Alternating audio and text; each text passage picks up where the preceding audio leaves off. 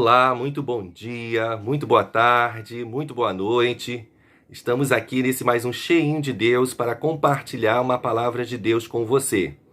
Eu quero trazer para a nossa reflexão no livro de 2 Crônicas, no capítulo 35, versículo 18, a palavra do Senhor diz assim: Nunca, pois, se celebrou tal Páscoa em Israel desde os dias do profeta Samuel.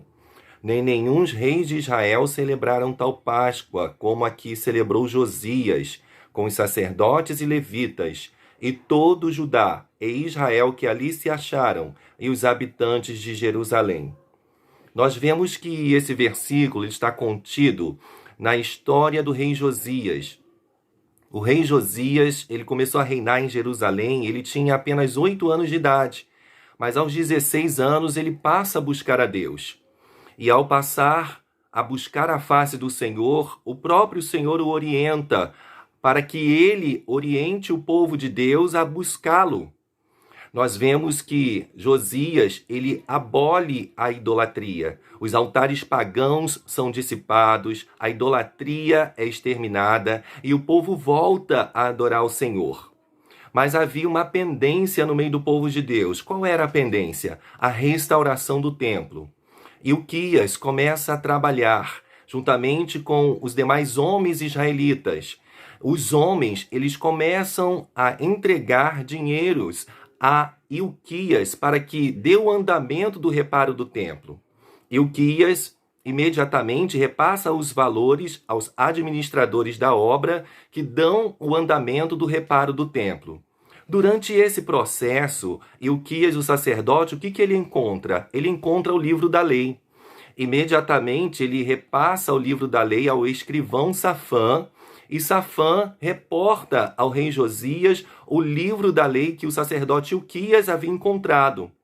Quando Safã começa a ler partes do livro da lei, o rei Josias rasga as suas vestes em sinal de dor, de arrependimento, porque ele tem consciência de que o povo havia vacilado contra Deus e que o juízo de Deus viria contra o povo. E ele ainda mais, como já se encontrava animado, buscando a face do Senhor, ele motiva o povo ainda mais a buscar a Deus, a estar diante de Deus, a fazer a sua vontade, a abolir a idolatria, os altares pagãos, para se voltarem e permanecerem voltados para Deus. Só que não para por aí. O reavivamento começa a se alastrar no meio do povo de Deus, no meio do povo de Israel, através do rei Josias. Então ele promove uma grande festa. Essa festa já não acontecia há uns 400 anos. Sabe por quê? Porque alguns reis anteriores ao rei Josias, por estarem envolvidos em idolatrias, em pecados, não promoveram mais a festa da Páscoa. E por se posicionar diante de Deus e também o povo se posicionar diante de Deus, a festa, a Páscoa é promovida. Lá em Êxodo 12 foi instituída a Páscoa, eu e você conhecemos a história. Quando o Senhor ele anuncia a morte dos primogênitos dos egípcios, mas os primogênitos dos israelitas seriam poupados, ou seja, a família seria poupada. Como? O povo, cada família, pegaria um cordeiro, sacrificaria. O sangue seria aspergido sobre as ombreiras e a vega das portas. O anjo da morte passaria e não cometeria a morte dos primogênitos dos israelitas. Mas, infelizmente, isso não aconteceu com os primogênitos dos egípcios, porque havia um propósito divino. O cordeiro seria assado, a família participaria, comeria daquele cordeiro, juntamente com outros cardápios, que eram as ervas amargas e também os pães asmos sem fermento, para ali compartilhar, que já era o prenúncio da saída, e aquilo seria instituído durante todos os anos, para que o povo tivesse consciência que estariam sendo livres, que foram um dia livres, libertos da escravidão do Egito. Mas durante o período do rei Josias, já tinha alguns anos que não acontecia essa festa.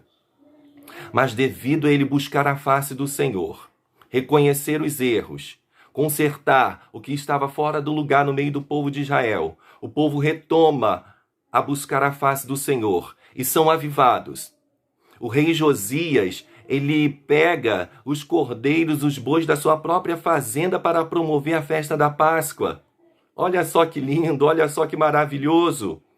E todo Israel, Judá, Jerusalém estão juntos nessa festa, porque eles tinham a consciência de que arrependidos, rendidos a Deus, eles poderiam celebrar a Páscoa, porque era o momento em que estavam recordando: um dia fomos escravos no Egito, mas hoje nós somos livres, nós somos libertos.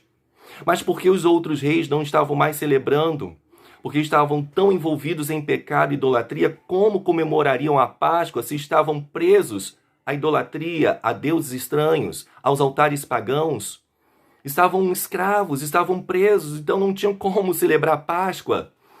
Mas que eu e você nesse dia possamos celebrar com o melhor que nós podemos celebrar.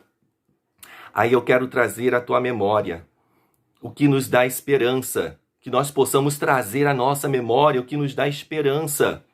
Sabe por que o rei Josias promoveu a festa, a celebração da Páscoa? E a Bíblia nos afirma no versículo que nós lemos que nunca tinha acontecido uma celebração de Páscoa tão notória como o rei Josias havia celebrado. O nome Josias significa o Senhor cura.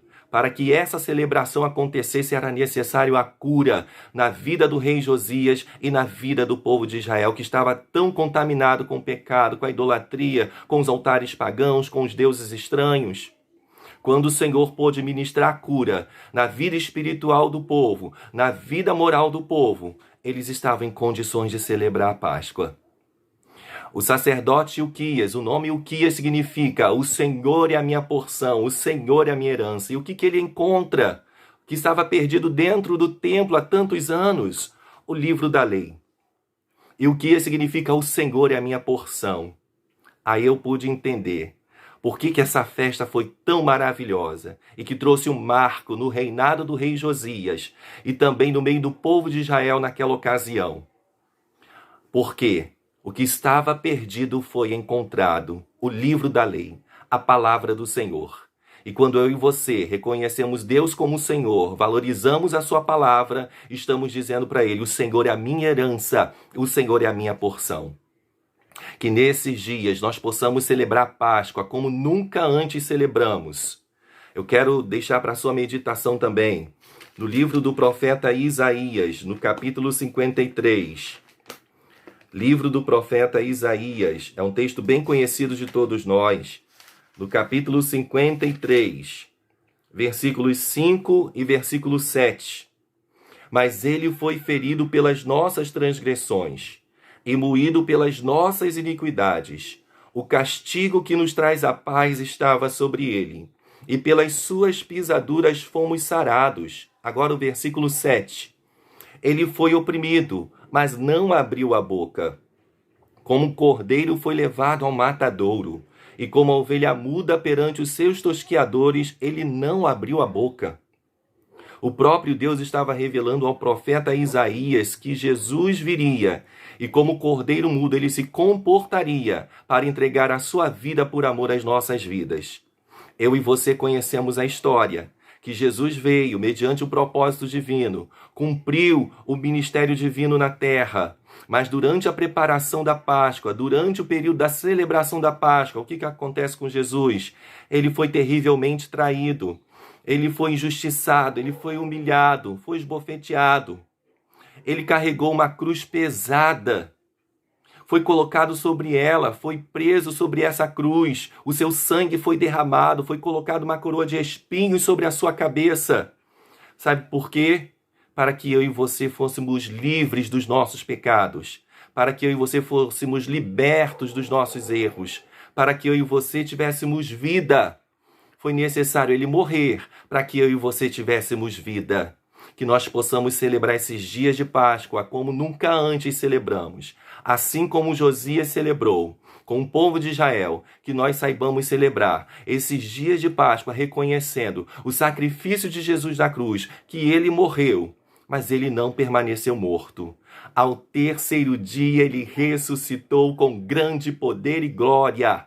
E hoje está à destra de Deus, cuidando das nossas vidas, velando pelas nossas almas, restaurando nossos espíritos, cuidando dos nossos corpos, porque Ele mesmo disse: eu vim para que tenham vida e a tenham com abundância. Eu quero deixar essa palavra para você. Celebre essa Páscoa como nunca antes celebrou, com arrependimento, com contrição de espírito, para que as bênçãos de Deus permaneçam acompanhando as nossas vidas e contagie, se alastre nas nossas casas, nas nossas famílias, nas nossas igrejas, nas nossas sociedades, que a graça de Deus possa superabundar, porque aonde abundou o pecado, superabundou a graça. Amém? Tenha um dia abençoado, dê o seu like, compartilhe esse vídeo, porque eu tenho certeza que todos nós temos a oportunidade de celebrar a Páscoa como nunca antes celebramos. Deus te abençoe, fique na paz.